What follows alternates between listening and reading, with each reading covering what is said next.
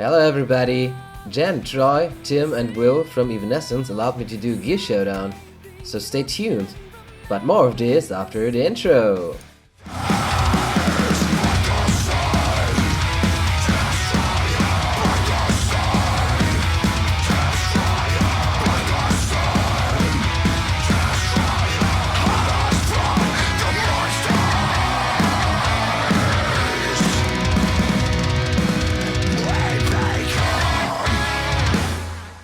Here's Troy.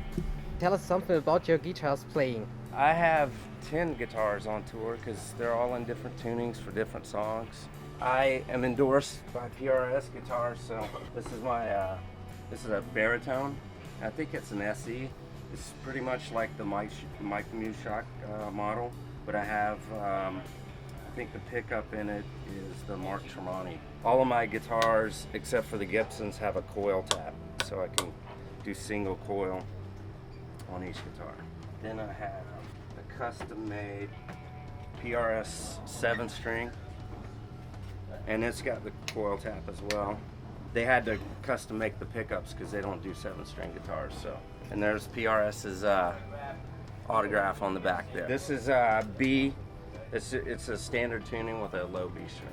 So next on the list, this is a backup. I don't play it as much as the other ones, and it's in a standard tuning, but a half step down, so it's E flat. And then finally, this is the first PRS I ever owned. It's a single cut, and I've had it since 1999, I believe. It's got some of my son's artwork on it. Oh, nice. Yeah, this is a great guitar. It's in a drop B tuning, which we aren't doing any songs in that tuning right now, so I haven't used it in a while. I play all of those on the show. And this is my Yamaha acoustic that I use, half step down standard tuning as well. So let's go on. Tell us about your pedal boards and your favorite effects. You want to see the orange stuff first? Of course. This is what I'm using on the road. I've been using orange since 2011. And I'm using the Rockaverb 100s. They're great heads. The clean channel is really nice on it. I've used them in the studio and they record really well. And I use one head, and this is a backup, so I'm not running two at the same time. Besides Evanescence, do you have any other projects? Besides Evanescence? Yeah.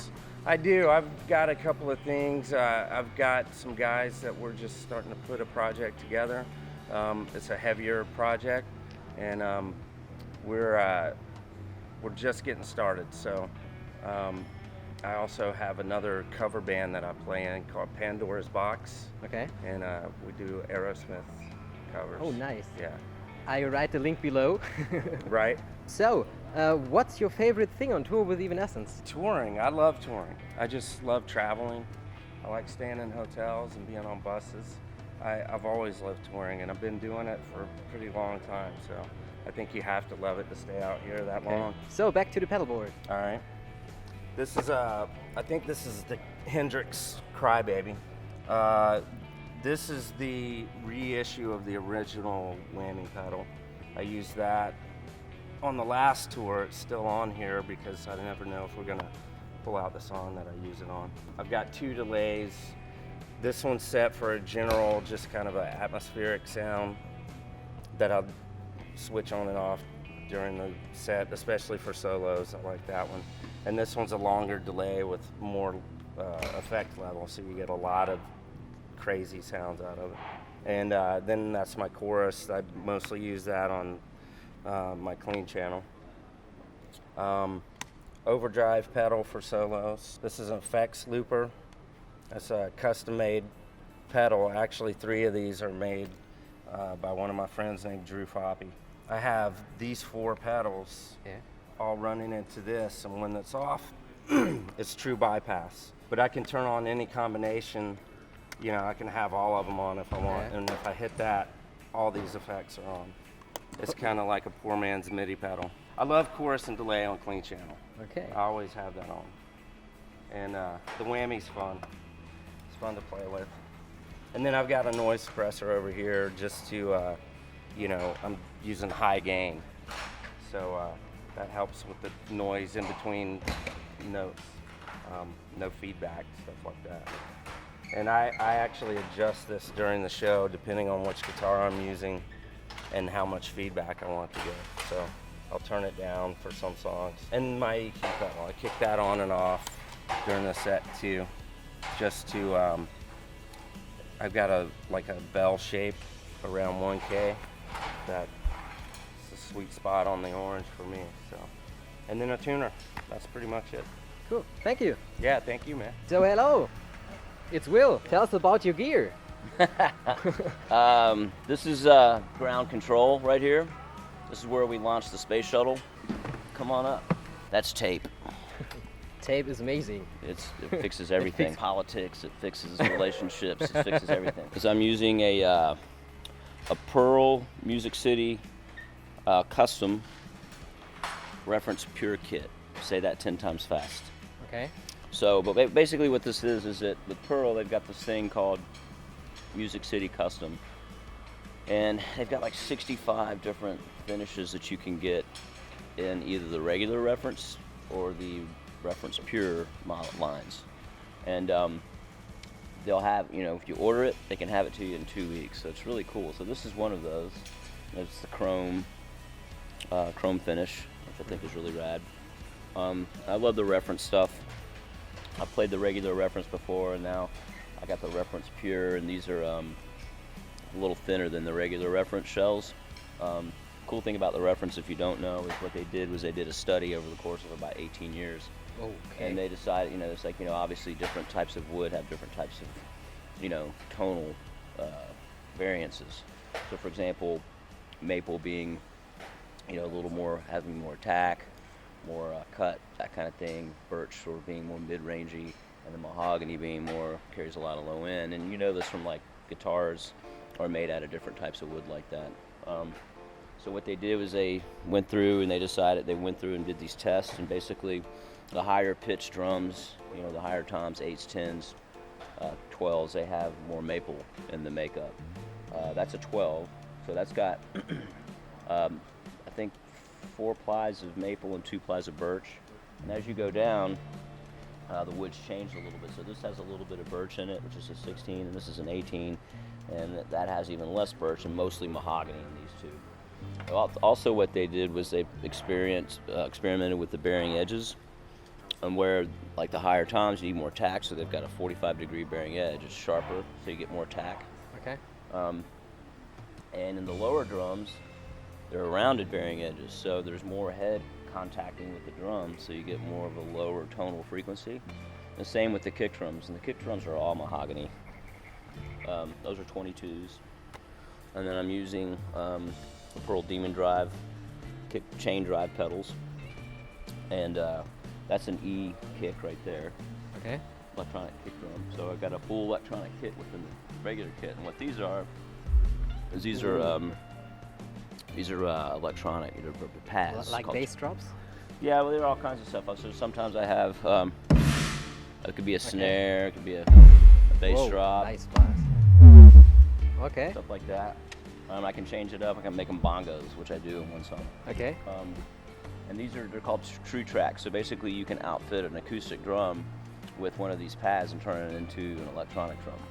Cool. It's a pretty cool concept. Makes the kit look cool. Yeah. And then, so then cymbal-wise, I'm using Zildjians. It's a combination between the S series. You've got S series hats. Mm-hmm. That's an S series 18-inch Trash Crash. It's an S series, they need to be polished, but that's an S series 18-inch medium thin. And then I've got some A's, some heavy A's. That's a heavy A 12-inch Splash. This is a 19-inch heavy A Crash. We've got a medium thin A Crash. And then over on my X hat, same thing, 14-inch S hats. And then over here, 18-inch S China. And then that's a 21-inch heavy A Mega Bell Ride right there. Mega. Oh, 6. Oh, 6, of course. You got the Vader. This is actually Virgil Assault model. And they make them for me with no lacquer. Okay. Because when I sweat, it makes it a lot easier to hold on to. And with my signature, so. But basically, I like these because it's a really short taper. Yeah. I like the ball bead on the top, so it's a thicker stick. It's kind of like playing like that, but with a little more nuance. That's a Roland TD30 brain I'm using, so basically that fires all of these pads. But then also on my drums, I have triggers on everything. So I've got acoustic drum sounds, and we're using microphones also on top of the triggers. Yeah. Just a great blend, and makes it really cool and big for the monitors. And then this little guy right here is that's a Porter and Davies BC2 called a bum chum. Okay. And so basically, like a lot of drummers use these things called butt kickers, and all that is a piston. So it kind of simulates some low end, but it's not really a tone. Okay. These actually have a speaker in them, and so you actually get a tone out of the actual drum. Cool. It's really cool. So I've got everything coming through there, and then of course you got to have a fan. Yeah. Tell us about your side project. I've got White Noise Owl, which has got some stuff coming out. We've actually got some stuff up already on Spotify, Facebook, so check that out, White Noise Owl. And then I've got another band that's got the singer who was the runner-up winner from the X Factor, guy Jeff Goot. Okay, cool. And the guitar player from Filter, Gino Leonardo. And my buddy Casey Jenkins on bass. But we just finished some stuff with Kevin Cherko, producer extraordinaire, and got some stuff coming out. A lot of things happening there too. So check out Rival City on Facebook.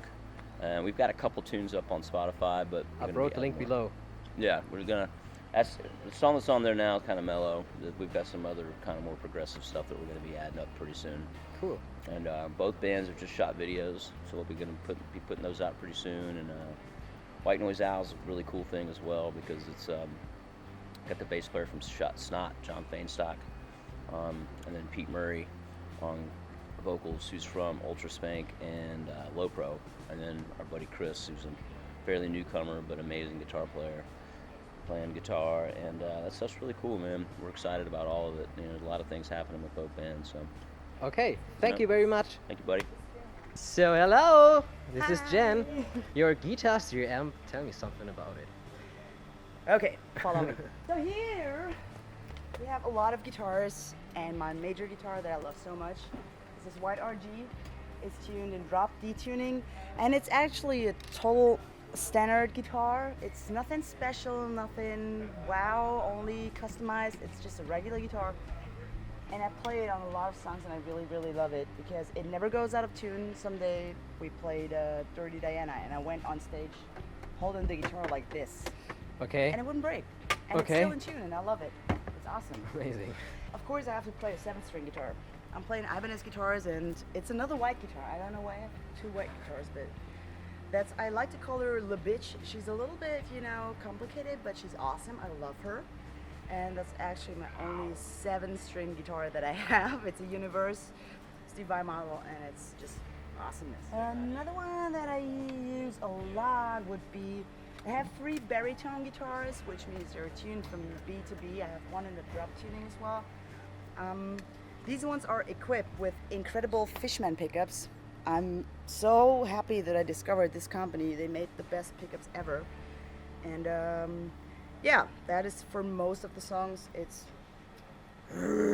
sound, Plus, I use 2 different kinds of guitar straps. It's either the black ones or this red one.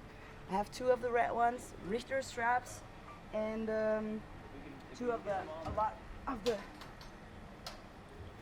the blue ones.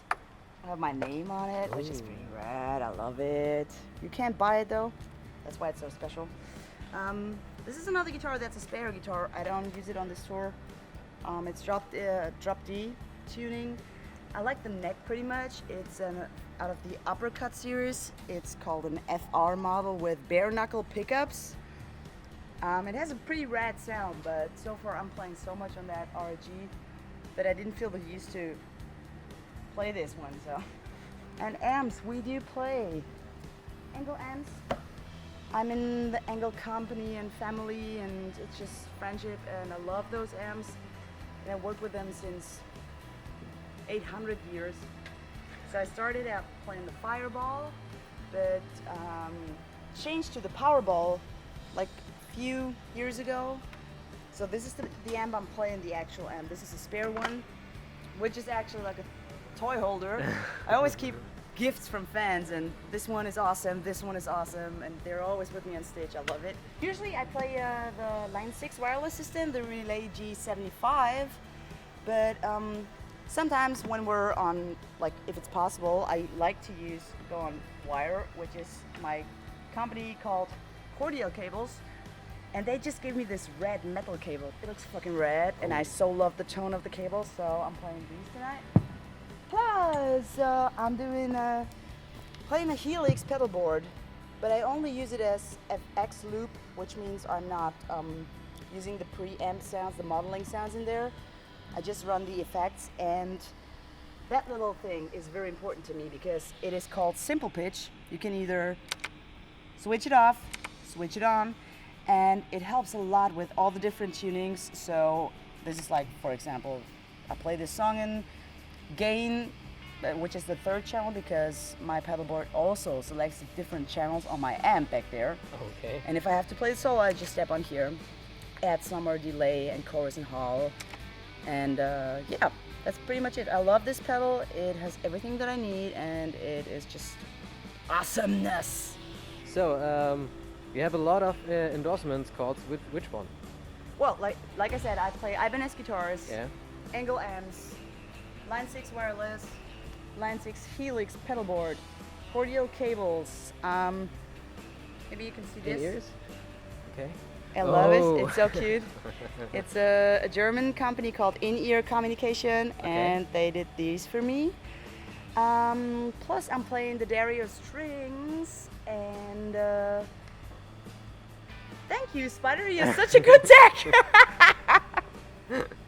So see this, the Dario strings, right? Fishman Pickups, which are awesome, like I said, because they don't have any sound. They don't have the hum sound, and especially if you go like we have a lot of like hard riffing stuff, and it needs to be total silence when Amy goes on the piano, like doing that solo spot. So it's really annoying if you have like feedbacks fighting all the time, and those Fishman Pickups are just awesome. It's because they're just zip the lip.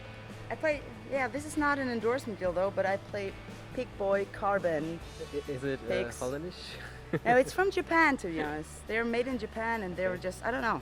I played them since ever I started playing the guitar, so I stick to them. Cool. I like to wear EMP clothing. Then I have my stage clothes, which is painkiller clothing. And did I forget anything? Treasure. The unicorns. And I'm endorsed by Unicorn Farts. So, tell us about your second upcoming solo album. Oh, nice. I'm recording my second solo album this summer, probably second half of August, and I plan on releasing it in November. I'm doing a big crowdfunding thing for it this time because I really want to have the fans be part of the process of making the album and stuff. Okay. And it's hopefully going to be online soon, so where you can not only pre-order the album but also get like cool stuff. You'll see. I don't want to spoil too much. You've done a video about it. Yes, we'll put it out. We'll put it online as soon as possible. And there is as well. Well, I have some guest musicians who are already agreed to play, which is like I'm so happy about it. It's Jeff Waters of Annihilator. It's Alex Skolnick of Testament. It's Matthias E. Eklund, my dear Swedish friend from Free Kitchen, and Jan Serfeld of Panzerballet. So those four are going to join my album, and I can't wait. And I can't wait for everybody to hear it. So it's probably November. Oh, cool. Cool stuff. So, thank you, Jen. You're welcome. So, hello, how are you? Hey, good, how are you? Amazing, nice to be here. You started out as a guitar player. How difficult was it for you to switch to bass? Well, sort of. When I was 15 or 16, I started learning how to play guitar and bass at the same time because I thought it might be a useful skill to have, and it turns out it was. So it wasn't difficult, the switching back then, but I've been in this band now for going on 12 years playing nothing but bass. Okay. So now, in the middle of the set, when they hand me the guitar and it's like, okay, now go play one song guitar, I'm like, what's this thing? It's so small. So that can be a little difficult, but at home, when I'm at home for the months off that we have, I hardly ever touch a bass. I'm always playing guitar. To me, it just depends on the moment and what we're doing. If it's a live show or if we're in the studio or whatever, it's just, whatever goes. It's just not difficult if it's the job, The basses that I use throughout the show. Oh, there's a lot of Yeah, what is there? I don't different know. tunings. Yeah, right. We have 7 or 8 different tunings. Okay. And then for the one song in the set where we switch it up, Oh, okay. I pop out the trusty Les Paul Custom, Nice. and that's just for one song show, so only one guitar per night for me. That it don't just stand on the bass. right. These are Ernie Ball Stingrays, which, in my opinion, are the best sounding rock basses in the world. And thank you, Ernie Ball, for being so nice to me. Okay. Can you show me your pedal board? I can. For the bass rig, I'm running an Ampeg SVT4 Pro with a Marshall JMP1 preamp for distortion. Okay. And this pedal here, that's just a channel switch. It just switches between the clean tone and the dirty tone, tuner and mute pedal. And this one here, This looks crazy. Right. This is awesome. This is called a Torus pedal. So what this does is throughout the show, if you're in the crowd or wherever you're listening, when you hear really low rumbling synth kind of sounds Like bass drops or something? Sort of, yeah, sort Okay. of like that. But it's like keyboard melodies that are really low, like bassy. Okay. It's me playing them with my feet. Like, With your feet? right. Like, Amazing. right, like this. Okay. Looks a bit like a piano. It is. It essentially is. It's a bass synth that you control with your feet. It's really Nice, good. nice. Yeah. Cool stuff. That's it for that. You show me your bass and your guitar. Is it hard to switch from one to each other? For the one song a night, yeah, it is. Yeah. Because let me show you this. Okay, so I play bass on 15 songs, guitar on one song. Yeah, So you see the space between the strings. yeah. It's, I'm playing, I'm up there rocking out, doing my thing, and then it comes time for the guitar song. Now look at the space between the strings.